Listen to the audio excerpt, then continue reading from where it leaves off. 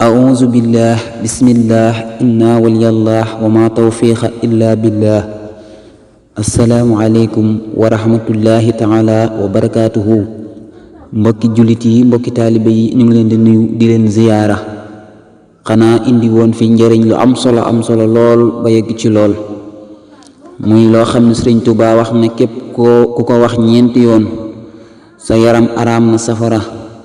muy baat yi muy laa ilaha illa allahu sayyiduna muhammadun rasulullahi sallallahu alayhi wa sallama wa ala alihi allahu akbar laa ilaha illa allahu sayyiduna muhammadun rasulullahi sallallahu alayhi wa sallama wa ala alihi allahu akbar laa ilaha illa allahu sayyiduna muhammadun rasulullahi sallallahu alayhi wa sallama wa ala alihi allahu akbar kon baat yooyu ñu ngoog ku ko wax ñeenti yoon suñu boroom araamal ci yow safara kon njëriñ des koy yaatal kon ñu ngi sàkku képp ku ko jot